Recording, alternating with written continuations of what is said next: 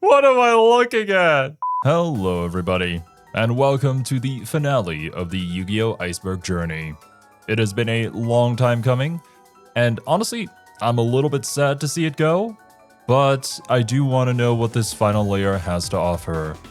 That being said, before we get into it, please make sure to go and support Bumbles. The link to do so will be at the very top of the description, like always. Woo! What? It's all over after this. We gotta start strong. That's one heck of a way to start an iceberg, that's for sure. We're all familiar with emoticons. As much as I would love wasting your time recounting the history of the American Standard Code for information interchange, it wouldn't really be worth it. Various ASCII emoticons are famous for their use, but in the terminally online space, perhaps the most famous is a woo, representing two closed eyes and a cat mouth, usually meant to represent something cute or innocent.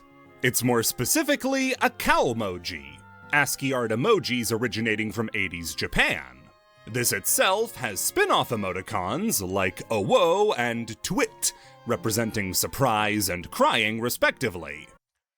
Yeah, when we were playing through Persona 3 Reload, there's a very specific social link where they use a lot of language like this, and we kind of needed the millennials in our chat in order to interpret like what all these different emoticons actually meant. Because not gonna lie, I didn't grow up with the internet, and a lot of these I'm just not familiar with. Some are kind of easy to understand, others you kind of have to like take a second look at and be like, oh, it's a person kneeling, that's what it means, I see. A woo, though, has taken on a life of its own outside of simply being a way to punctuate a cute message or post.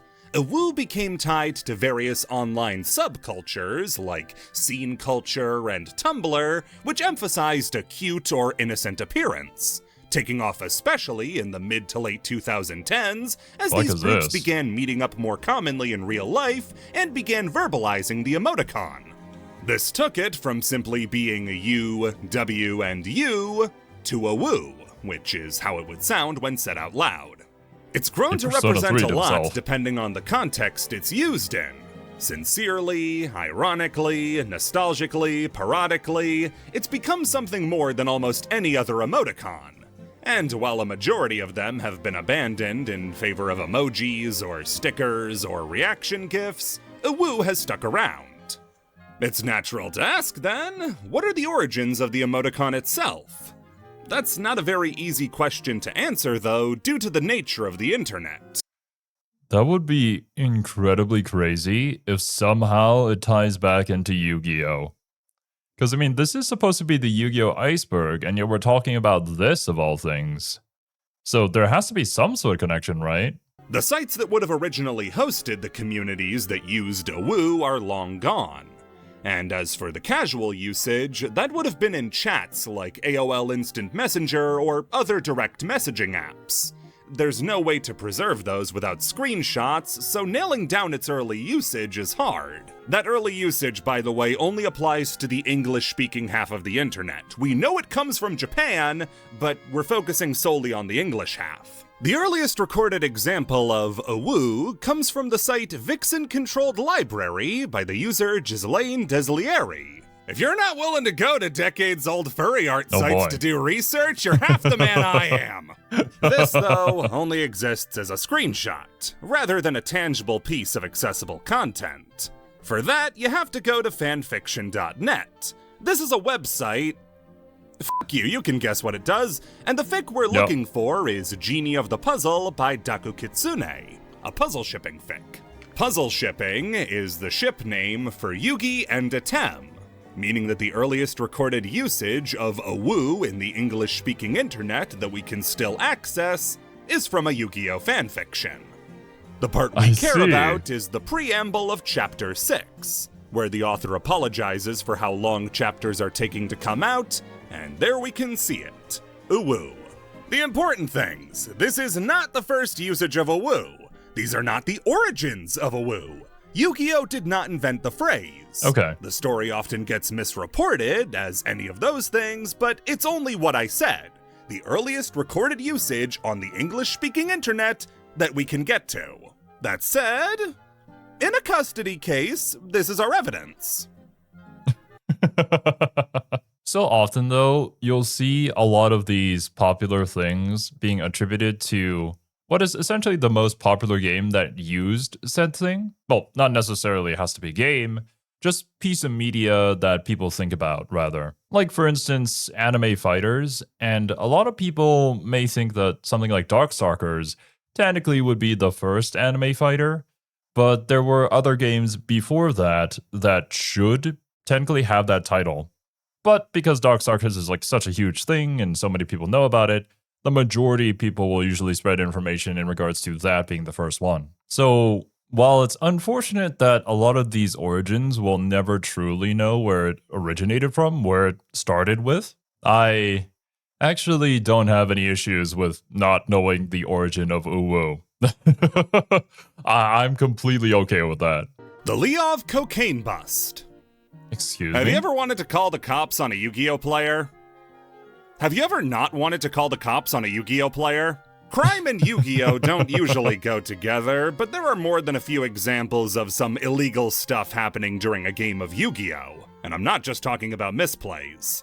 Usually if there's going to be any illegal stuff going on during a Yu-Gi-Oh game, it's physical assault. Players who get too upset and angry over a game of Yu-Gi-Oh when they end up doing something violent, like flipping a table or attacking another player. We're not talking about such pedestrian examples of breaking the law, though. This one time, Yu-Gi-Oh was involved in something much, much bigger. For this story, we're going to Australia, New South Wales in particular. On August 23rd, 2022, a major drug bust was done in Fairfield, which resulted in the seizure of over 4 pounds of cocaine, 2 pounds of ice, and the arrest of 5 people in connection with the drugs. This was a massive drug dealing organization with ties all across Australia that had been pinned down to this very specific street in West Sydney, with 5 buildings being raided by Australia's Raptor Squad. Interesting. I've actually never seen an Australian dollar. That being said, now that I have seen an Australian dollar, yeah, that looks about right. You have questions, I know you do, but Raptor Squad is just the name of Australia's specialized police unit dealing with organized crime. All the other divisions have to bum it with actual job titles. Meanwhile, Raptor Squad gets to be Raptor Squad. Yeah. All in all, $2 million in cash was found at the scene, as well as $800,000 worth of drugs. But that wasn't all they found. Sticking out like a sore thumb in all of the photos released from the raid is stacks of boxes of Yu-Gi-Oh cards. There was nearly 300 boxes of cards found at the scene, the price of which hovers around $50,000. Why did the Australian drug trade seem to be so interested in new Utopia support? Well, the time this happened exactly is really important when considering what this was. 2022 was the tail end of the COVID lockdowns, and during that time, card games had boomed. During the lockdown, card games switched from being a hobby to a speculative market. In the same way people sold old Disney tapes for hundreds, famous cards like first edition Charizard were selling for hundreds, thousands, heck millions of dollars. As a result, the speculator bubble on card games was bigger than it ever had been, and cannot pop soon enough. A lot of speculators, though, are dumb and don't know what they're doing. So they'll just buy product, hoping that whatever big flashy card is on the cover or has the most sparkles on it will be worth $1 pentillion in 50 years. The comics bubble of the 90s could teach us a lot. Could. This leads us nicely to the time frame again. 2021.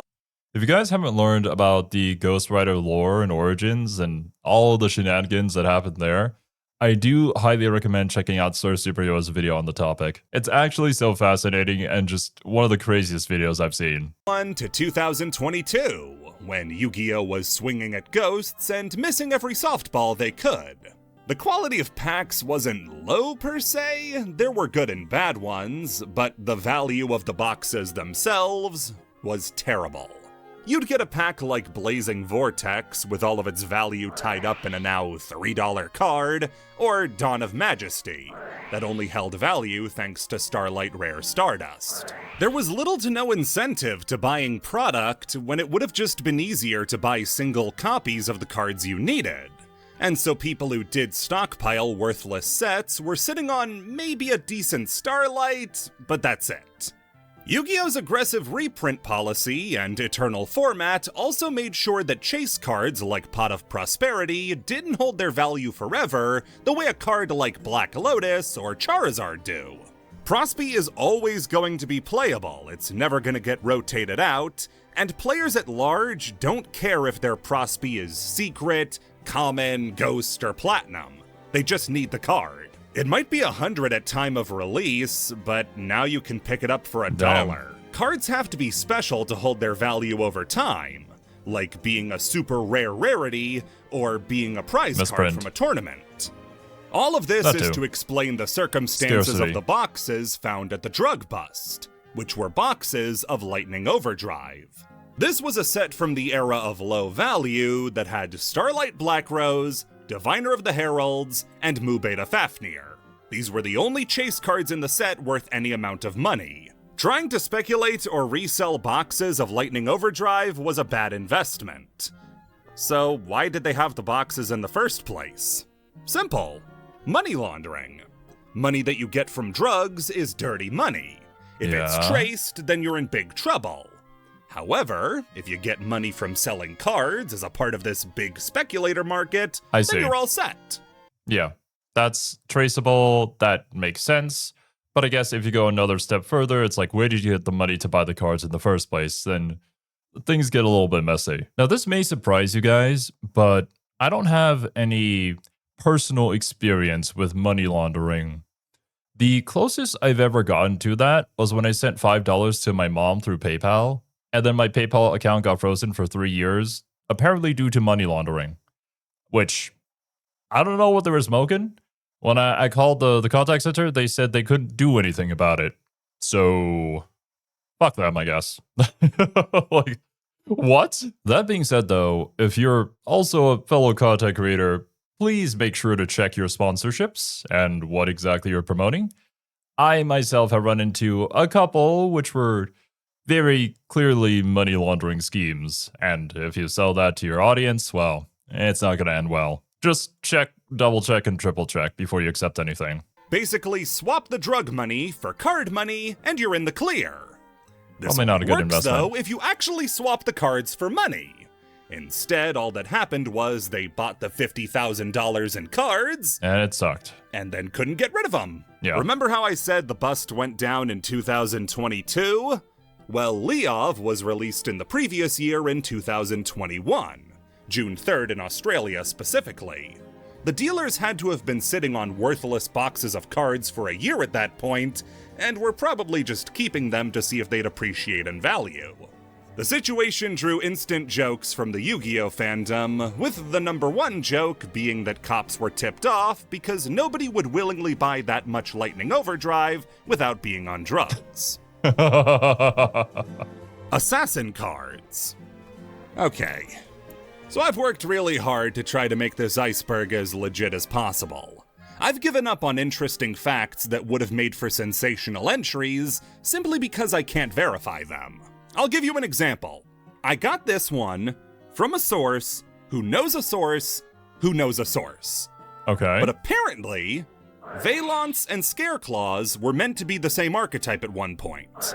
It makes some sense if you look at the design space of both archetypes, with them both caring about columns and zones and spaces, but I mean, how am I gonna verify something like that? I think the worst thing I could do is put all this effort in and then f*** up. Even if that was true, I don't know exactly how valuable that information would be necessarily.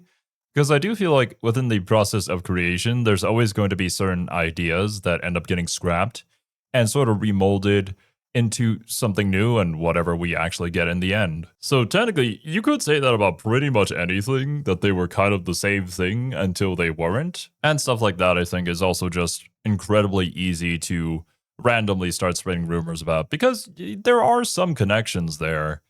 There's just no verifiable evidence that that is the case. In fact, that's probably how conspiracy theories spread so easily, because there is some truth to it, but not the whole truth. I owe it to anybody who's put in the time to watch this whole endeavor to at least try to give you the real facts.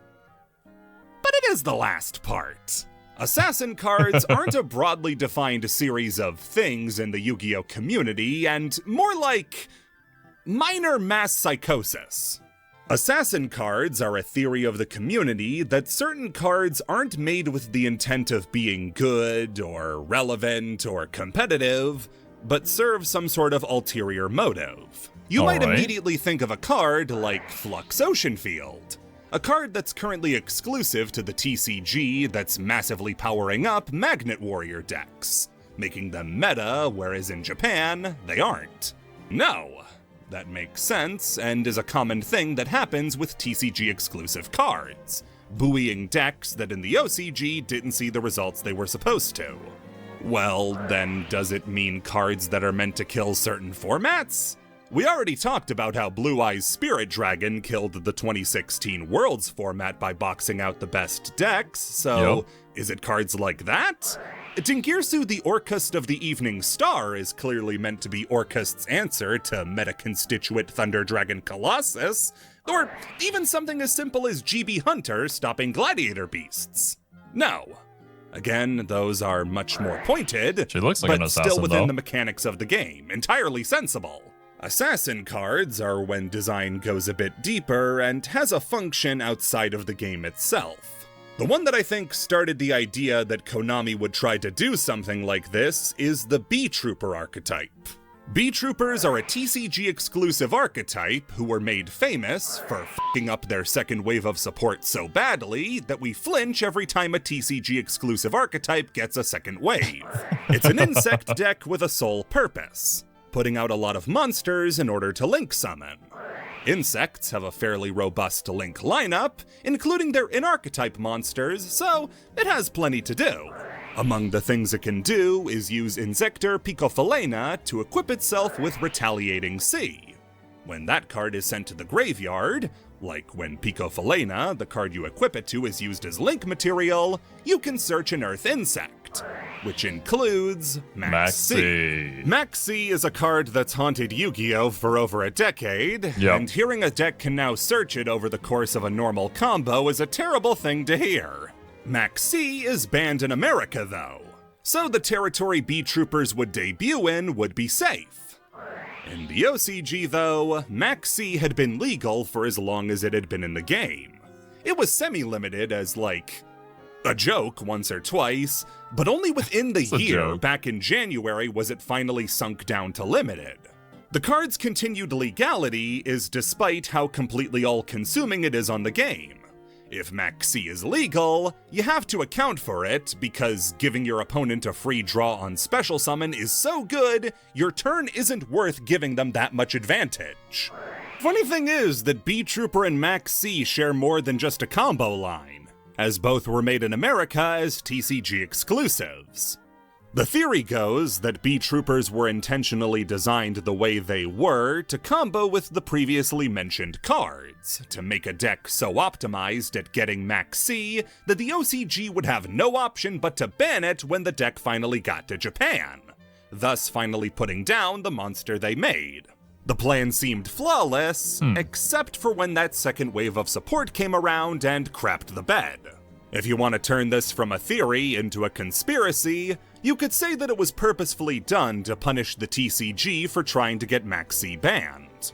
An even more obtuse example of an assassin card is with the equally underwhelming archetype of Argo Stars. Never heard of these Argo ones. Stars are a series of trap monsters, with the main monster, Glorious Adra, letting you tag into the one you needed to underwhelm your opponent.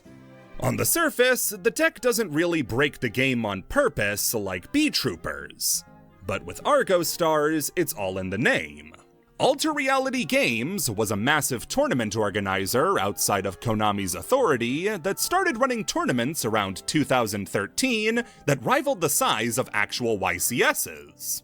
As far as non-Konami efforts go for putting together tournaments, Alter Reality Games was one of the biggest and earliest adopters who managed to outdo Konami at their own game. They seriously threatened Konami's bottom line by putting together tournaments in a way that Konami wouldn't, and offered up pricing that we know Konami can't. They made a few controversial decisions across their history, though, that led to them dropping out of favor, including making choices that dictated the format of the game itself. Alter Reality Games would occasionally put out custom ban lists that contradicted what Konami had put out, as well as contradict their status as a vendor. If they wanted to, they would be able to skew the format to unload valuable products at exorbitant prices before a normal Konami ban list would come in. Okay. I was wondering, why that would be an issue, but now that makes a whole lot of sense, actually. That's a little too much power. Because on one hand, I think a custom ban list can be kind of fun, but if you're the one selling the cards too, that's probably not good. There's more than likely something dubious happening behind the scenes. And render their product worthless. Their website and social media have gone dead for half a decade at this point, but it does still show up. The theory goes that Argo stars were printed just to push down ARG in search results, so when you looked up Yu-Gi-Oh! ARG, you would get Argo stars instead of Alter Reality Game. Whoa. Okay. We are kind of in conspiracy theory land right now, to be honest. It could very well just be a coincidence that this is the name of this Yu-Gi-Oh! Archetype, and these events happened. It's a pretty fun theory, though, but I do think it's probably just going to remain that. That's why the deck is as underwhelming as it is, because it was more important to get the name out there than it was to make it any good. This is especially true of the Japanese name, which stylized the O in Argo with a star. ARG. Which meant it was ARG all on its own. While this one I definitely put less stock into than the B-Trooper example, and given how ARG had been dead since 2019, it did also work. Now ARG comes after ARG O stars when searching for Yu-Gi-Oh! ARG. It also means that Argo stars had more of an impact on Google search results than it ever did on the game itself. RIP. Arc 5 Tag Force Special Fan Translation. Yu-Gi-Oh! Fan translations have existed for a long time. Not every Yu-Gi-Oh! Game is as lucky as Wheelie Breakers to get officially translated into English. So to understand and appreciate the whole series, fans are often required to translate what Konami won't.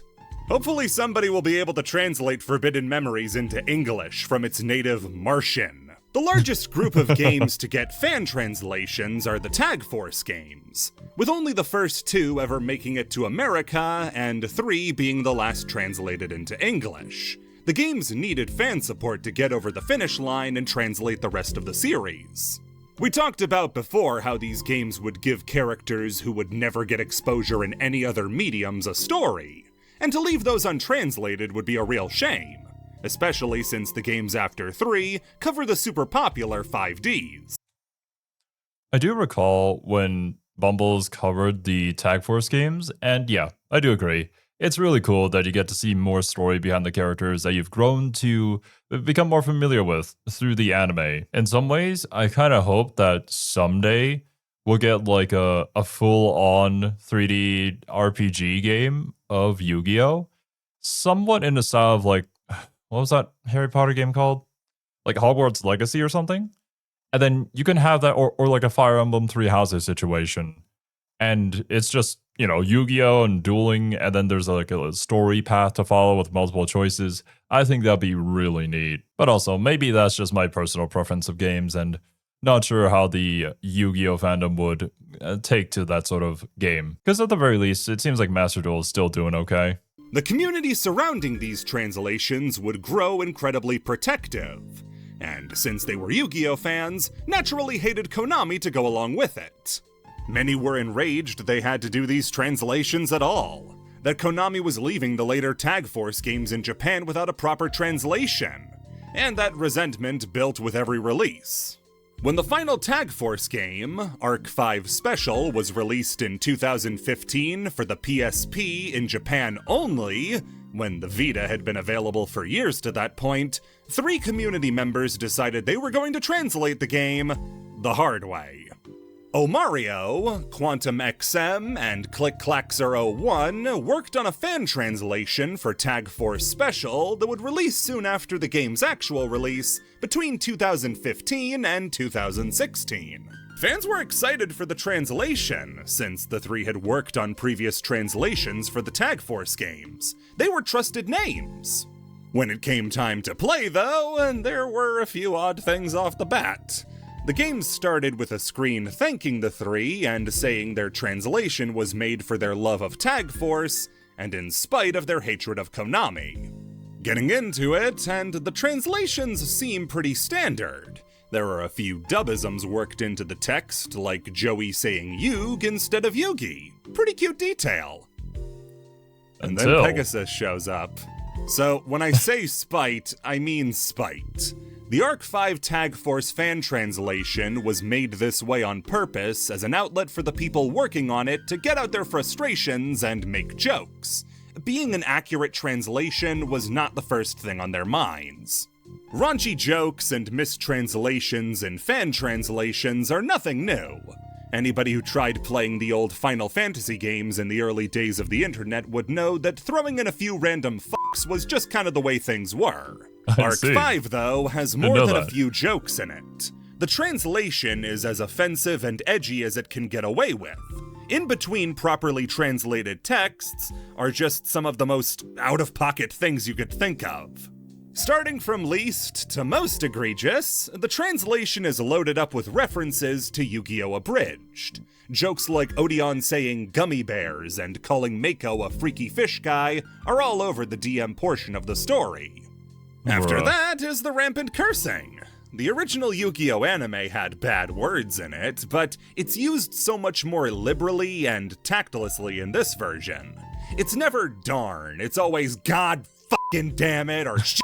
It makes the translation feel like less of a labor of love and more just throwing in bad words for the sake of it. Yeah. Worse yet, though, is that the translation intentionally included as much objectionable content as possible, whether it was sexual, racial, or just flat-out bad taste. Lowlights include Pegasus being a pedophile, Bastion being a wannabe rapist, Callan using slurs like f*** it, Crow being a homophobe. Sissy, don't watch this part. This is the translation's real legacy, as even among offensive fan translations, this is really bad. It'll just be trucking along like normal, and then one of your favorite characters will throw out some heinous bullshit, and you'll just have to sit there slack-jawed. Like, Leo and Luna don't talk like that. These are the kind of things that I don't really understand of why you would go through the effort in order to even make this in the first place, if this was what you were going to do with it. But then again, I also just don't understand the people who watch content here on YouTube that they really dislike and continue to do so just to leave negative comments and shit like that. It's like, wouldn't you guys rather be doing something that you want to do and have fun doing? If there's something that I don't appreciate that I see on the internet, I just don't interact with it. Not to mention, this game never got an English translation. If you wanted to play through Arc 5 Special, you were just gonna have to wade through all the gay jokes and slurs to try to play some Yu-Gi-Oh!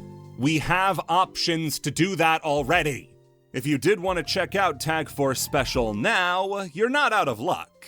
People weren't happy with this translation, and thought it was a shame that the most available version of the game for Western fans was this abomination of a translation, and they didn't take it lying down.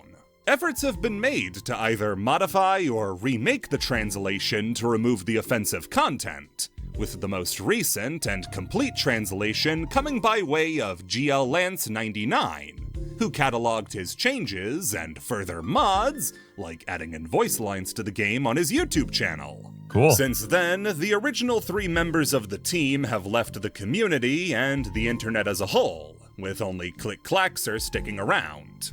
If you want to try out the game and want to use the right fan translation, just pay attention to when they describe Pegasus before you get too invested. Okay. Why Baryons don't have mouths. We're going to Tumblr. There's no bullets in it. It's the first thing we all try. I'm going to be direct with you on this one. This entry is referring to an obscure post by Daddy Zark to Tumblr called Hot Take. The Baryons are the only innocent creatures in all of Yu-Gi-Oh! That does sound like a hot take, given all the people they kill, but thinking about it, and it's not unreasonable. A strength of Zexal is the time it dedicates to its villains and showing their thoughts, their wants, and the reasons they are the way they are. Most stories frame chaos as evil and order as good. And while that's how it ends up shaking out in Zexal, it's not that cut and dry. The Baryons are masquerading as Yuma's friends, but they form real bonds. Even Vector hesitates before twisting the knife one more time. Their backstories all go into the tragedies they've had delivered upon them, and ultimately the fault lies not with them, but Dawn Thousand. Chaos is not a one-for-one analog for evil. Yuma and several other good guys utilize chaos to power up, and it's not treated as them falling into darkness, but rather just using an energy source for good. The Baryons are never shown as beyond redemption, and when they work alongside the good guys, like with Mizar and Nash, these aren't asspulls, but rather elements of the story built up and paid off in a satisfying way. At the core of the conflict, the Baryons are simply on the other side, fighting to keep their world alive in a battle that requires one side to go. That's not what the post is about. The post instead focuses on how Baryons don't have mouths. Yeah, it's a part of their design. What? I mean, yeah, the analysis that Bumbles gives here makes a whole lot of sense, and it builds a little more intrigue within a story where your villain actually has a point, but they're kind of the opposing side because you're following these group of characters. And if one of them has to go, then you're probably going to root for the people who you're with or have been following the entire time. And also very likely not the people who are willing to murder innocents in order to get what they want, which is their survival.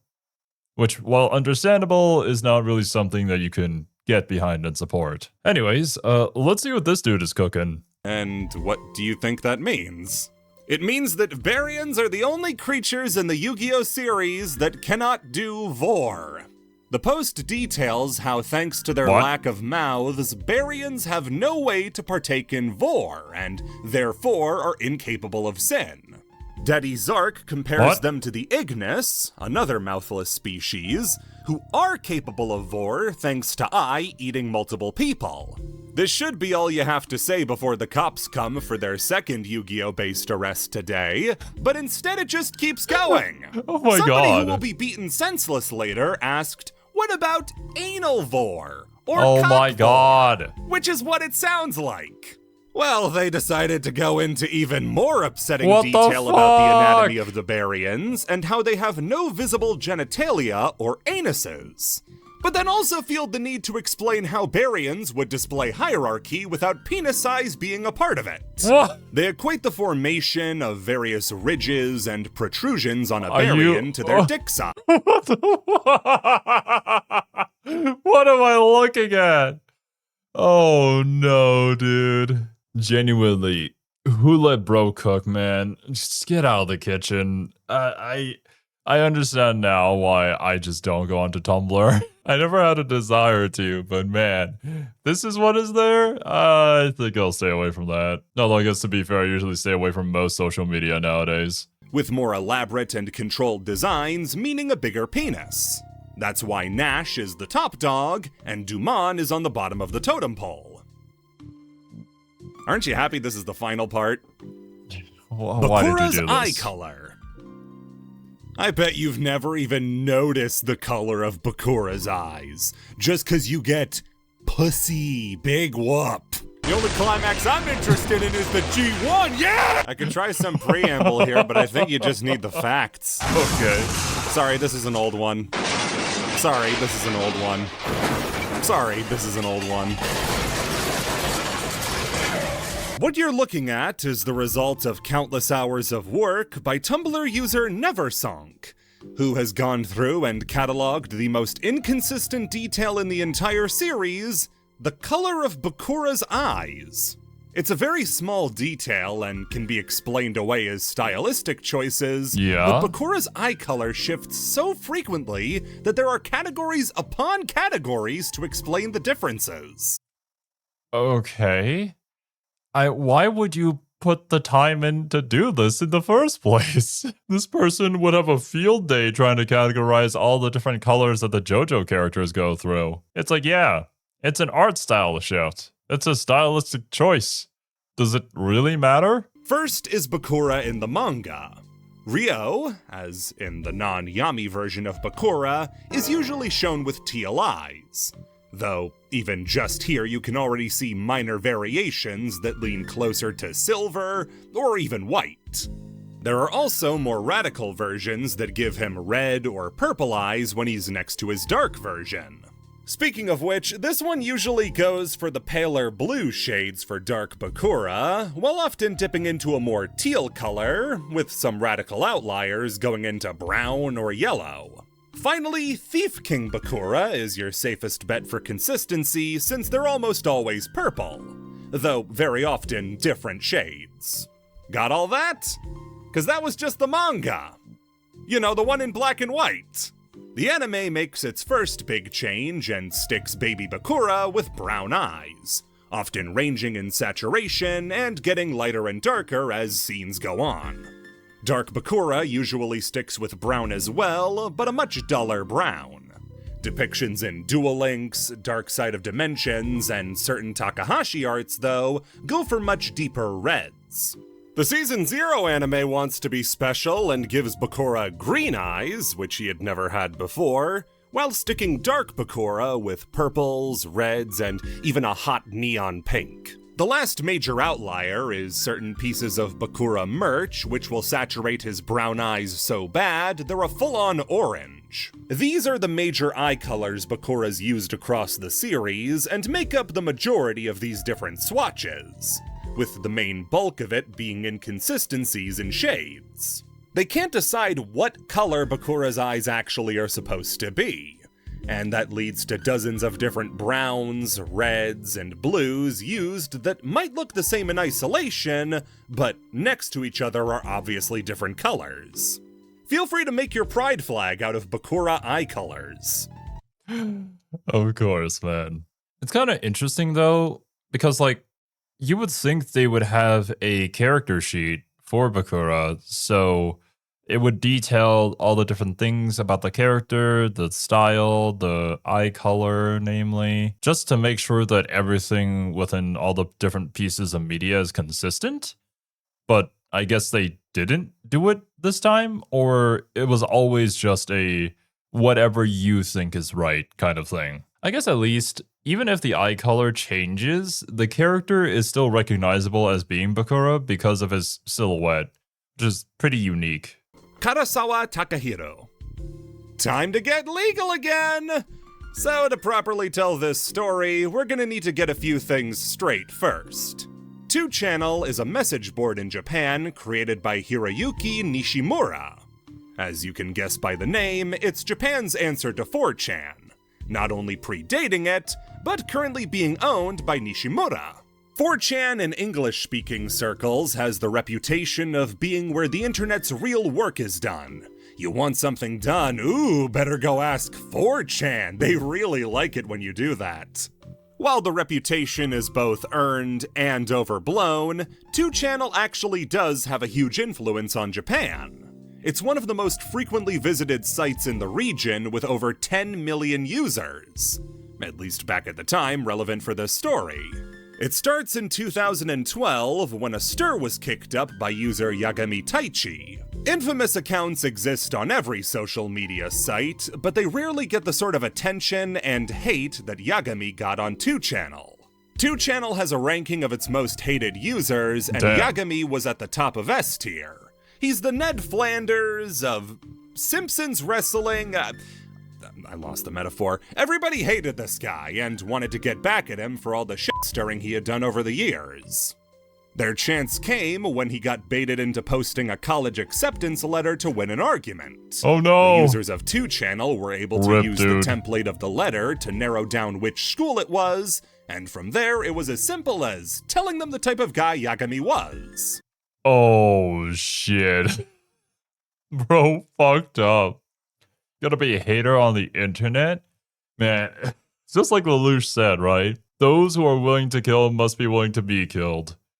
Or prepared to be so. Whatever, I'm paraphrasing. You go around making that many enemies, yeah, they're gonna get you inevitably. And probably one of the worst enemies to make is an online internet forum. Because those people, they don't need to do anything. This is their life.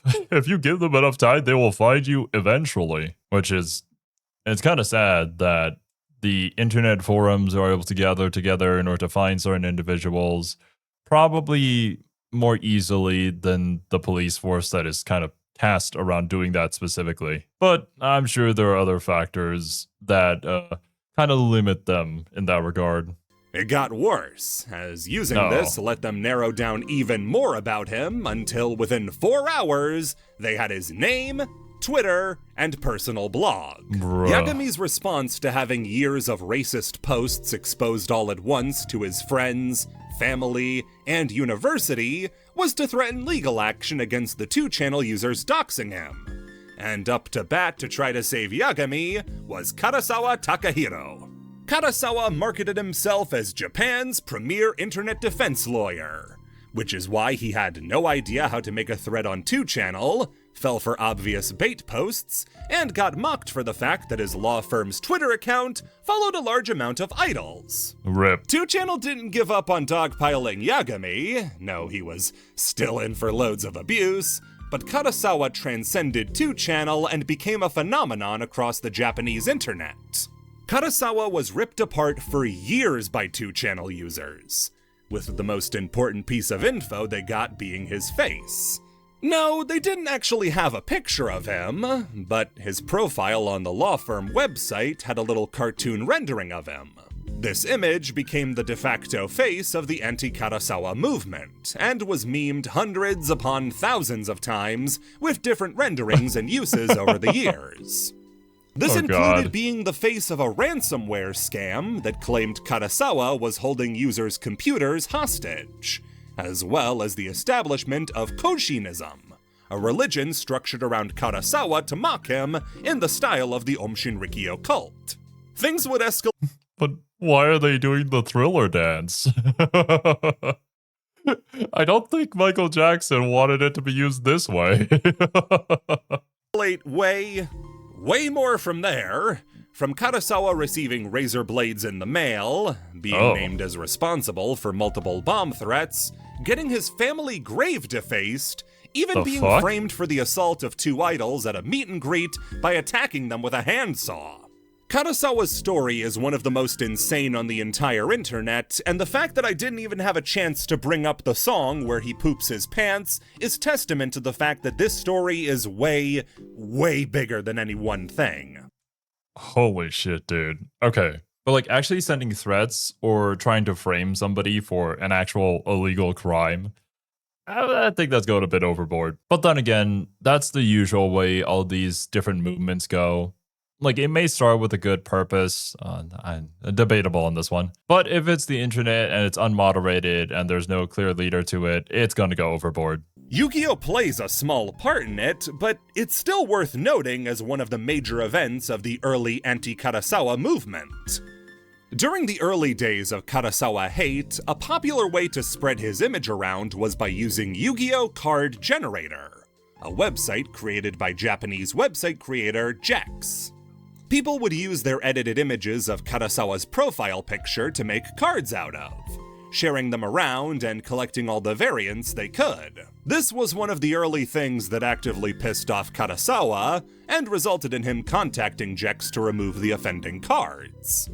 Important to note, they were also making cards of Yagami, and he didn't care at all. Jex complied, but that didn't stop people from posting, not even close. Karasawa asked him again, Jex took them down, new cards got uploaded, wash, rinse, repeat. What the? I don't know what his tactic is. If he's going to act like he's some sort of lawyer to defend people from the internet, and yet doesn't understand a single thing about how the internet works, I don't think you fit the job.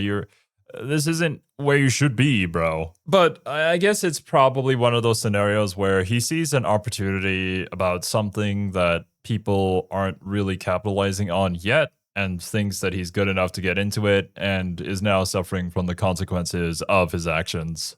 Jex would comply with every message, but kept getting more and more frustrated with Karasawa, to the point he would include messages with the deleted cards, blaming it on a certain lawyer. Included as well would be a set of instructions about how to use Google's search algorithm to hide the results from Karasawa, teaching people how to operate under his nose.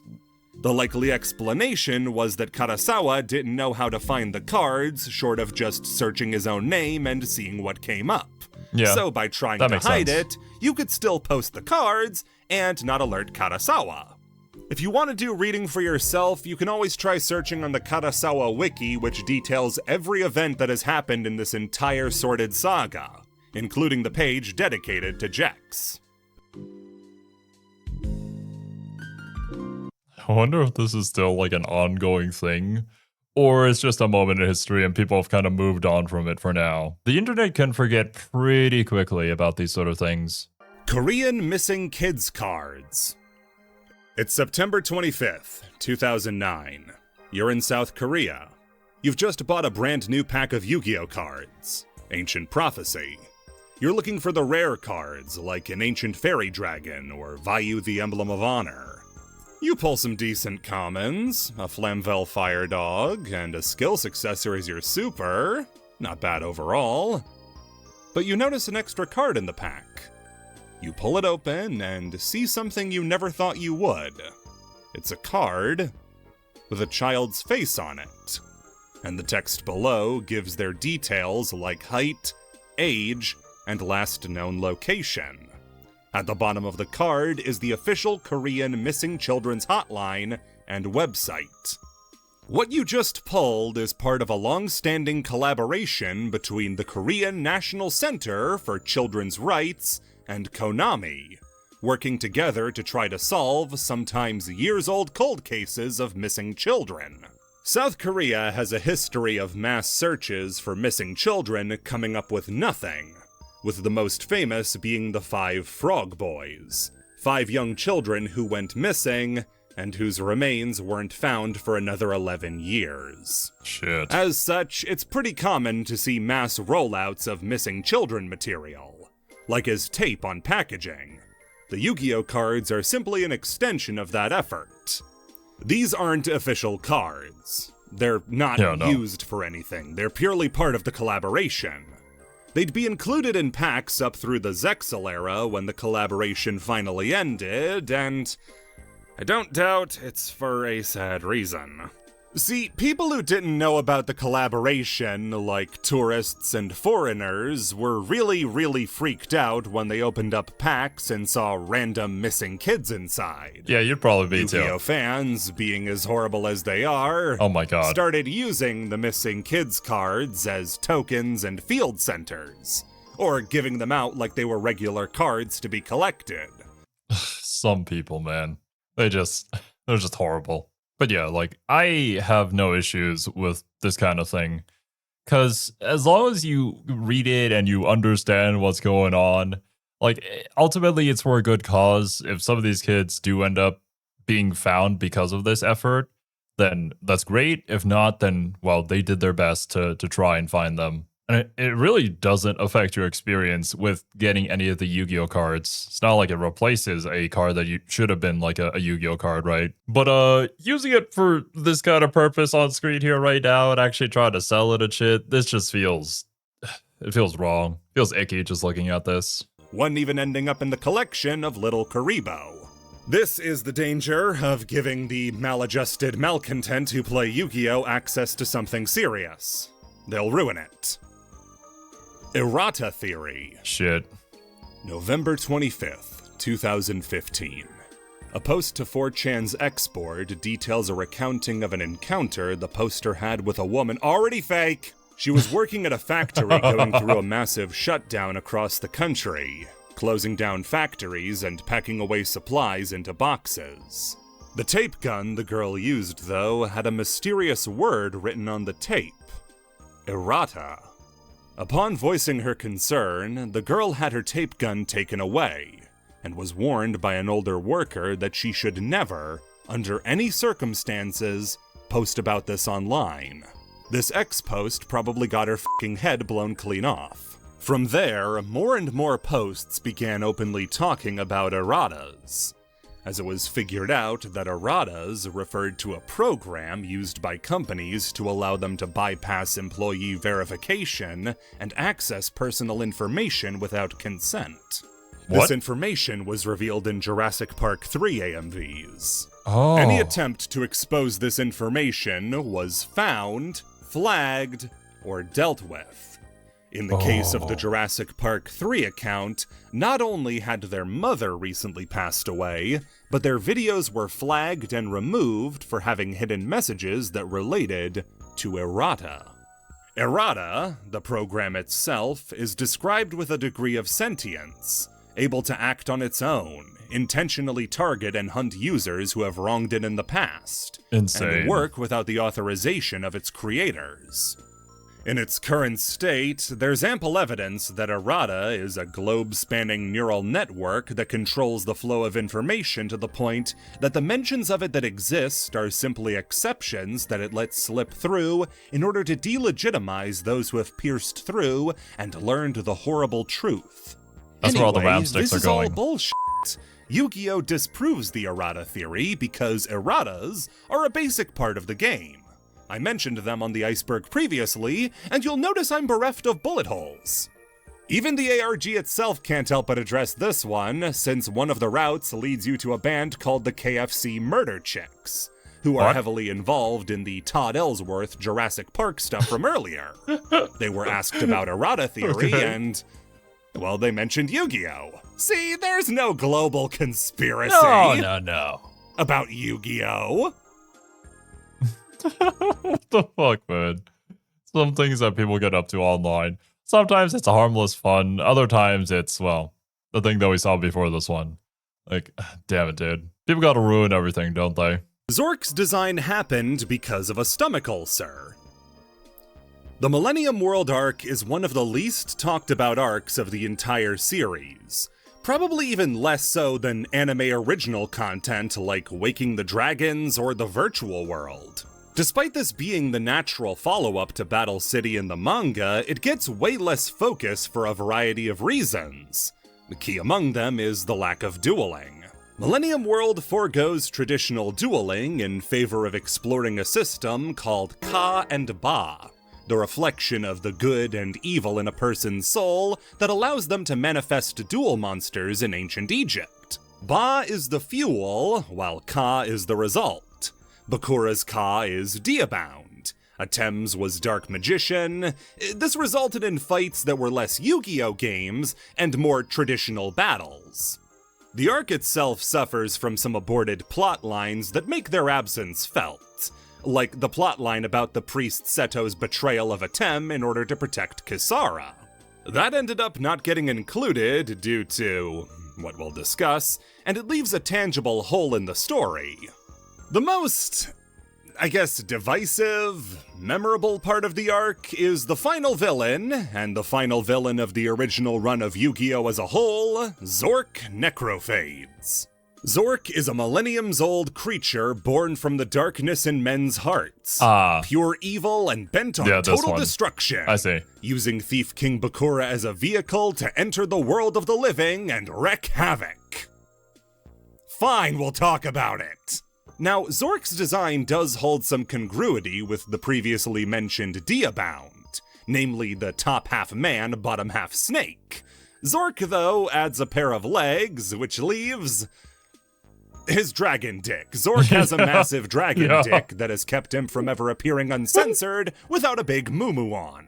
It's a design that's always drawn criticism and barbs due to how weird it is, and there's no defending it. It's a really weird design. Okay, look. Sure, there may be a monster or some sort of alien that does somehow end up having such a design. But considering the fact that you're designing this, especially for, well, kids, right, to watch this, maybe we should rethink this one a little bit. Like, this can't have been like a cultural thing either. This just feels wrong.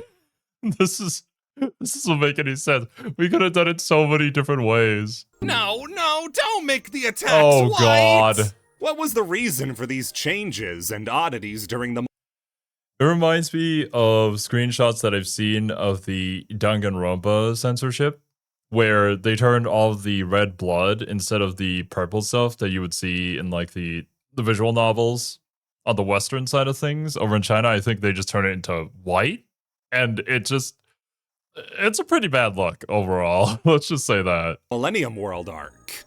Well, Kazuki Takahashi was working at 2/3 his normal pace because he was dying!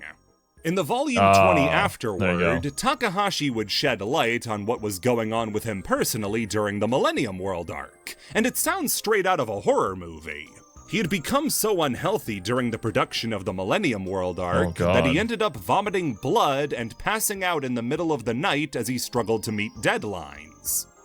When he next woke up, he was in a hospital bed and told by a doctor he had lost 1/3 of his blood from vomiting and had gotten a stomach ulcer, a condition that, to have gotten that bad, would have been going on for weeks.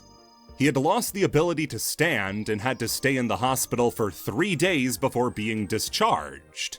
Fearing that he might die before the end of Yu-Gi-Oh!, he abbreviated the Millennium World arc to remove the Kasara and Seto subplot and rushed to the ceremonial duel to make sure that, in case anything happened, the story would at least be finished. Damn, that's really dark actually. But also, I guess this just sheds light on the deadlines that so many of these people have to meet working in this industry, to the point where you're pushing yourself despite injury, despite sickness. You just have to get it done. I'm actually interested to know if there are better like deadlines or easier to agree to terms when it comes to the more famous manga artists out there. And if so, then what is even the threshold there? Maybe it's just a per contract sort of thing, and you just gotta talk it out with whatever company is publishing your work. I'm not entirely sure on that front, but if I was in that position, I would probably change my job. But then again, I did somehow end up becoming a full-time YouTuber, and you kind of have to be crazy in order to even make that work. So maybe it's more of just a passion kind of thing, of what you're into enough to push yourself to those kind of limits in order to achieve. And then once you reach a certain point, maybe back off and chill a little bit more. At least for me on that front, you guys probably noticed that the upload schedule is a lot slower than it used to be. But that's also because I just want to have some time to actually exercise and get enough sleep and actually do things outside of YouTube now that I feel like I've hit an okay enough spot that I can just like afford rent, buy food for me and my mom, and just continue to live a good enough life, you know, without having to edit throughout the entire night and fall asleep at my PC and end up missing streams and stuff like that because of that, because it's not good. That was not going to last. My mental was also just kind of falling apart, which I guess just goes to show, like, even if it's something that you're passionate about, don't make it into an obsession. There is a middle ground to be had there, and pushing yourself too far all the time can be very detrimental. A complication of the ulcer and blood loss was that Takahashi admitted he felt like he had been working in a haze for most of the Millennium World arc, which led to the design of Zork being what it ended up being. He mentions it jokingly, but I mean, would you have been able to think about this with all your blood? I think it speaks to a wider problem with the manga industry that authors are encouraged, required, beaten into working past their natural limits and work themselves to death. We see so many older artists suffering through life with health conditions that could have been treated if they were allowed time off. Yeah. who have to take long breaks between new chapters because they can't keep up with the crushing schedules manga magazines keep them under. It's crazy. I'm glad that Yu-Gi-Oh! Was successful enough that Takahashi could escape a cycle like that, and I'm also happy we can all laugh at the Dragon Dick without a footnote being, this also killed the author. That is very true. And That would have been a shame. this is it. We're really at the finale. The last fact on the iceberg. Was the Dragon Dick. Can I be honest? It's gonna be weird now that it's over. I mean, this has been a full year in the making, a full trip around the sun, and I'm still here. I don't even recall when the first part that I did for the Yu-Gi-Oh! Iceberg was. Maybe it has almost been a year by now. A couple months at the very least since we started covering this. It is a weird feeling. Like, there's plenty of other things for me to check out from Bumbles and other creators as well, so I'm not, like, lacking in that. But also for me, this has kind of become a part of my weeks. Like, I'm gonna check out, or a part of my schedule, I should say. Like, this is the day where I'm gonna check out the Yu-Gi-Oh! Iceberg, and now it's not gonna be there. It's been a labor of love, and one that has taken up days of my life trying to put it together. Multiple all-night editing sessions to try to get it out on time. Downing black coffee, which I never do just to stay awake to get it finished. Fridays Insane, turning into dude. Saturdays, and I'm still working. Things will be going wrong in my life, like they are now, and it doesn't scare me as much because, well, I gotta keep going, I gotta make it to the next part of the iceberg. I'm not the same guy now that I was at the beginning of this project. I've lost a lot of stuff, and while I'm happy to finally put a bow on it, I don't know, it just kind of feels like I'm losing something else too.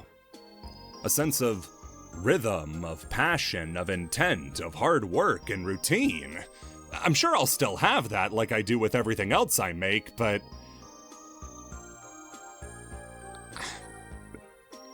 I guess that is it.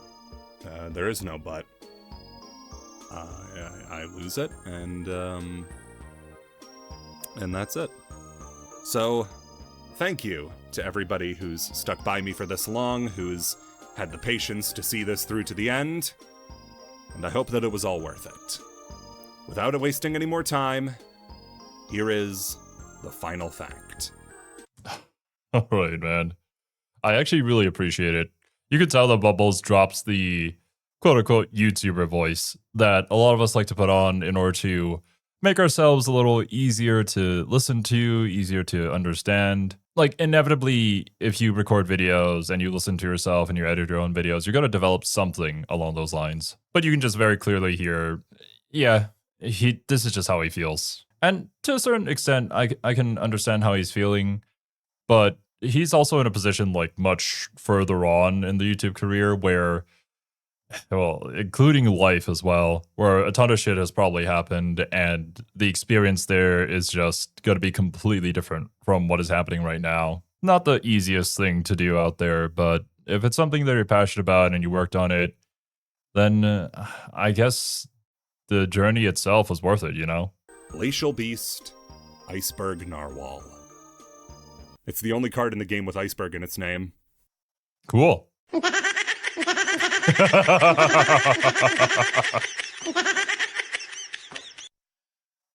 Awesome fact. This will be Kiwi's worst nightmare.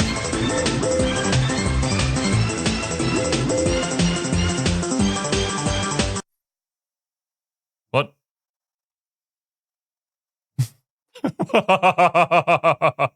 And that's what we were talking about earlier, right? With that honesty, but it's not the full truth. And that's how the conspiracy theories happen. Like, yeah, that was a part of the joke, but I also feel like there was some sincerity to it, some truth to it. But of course, it's still Bumbles. He's got to do his thing.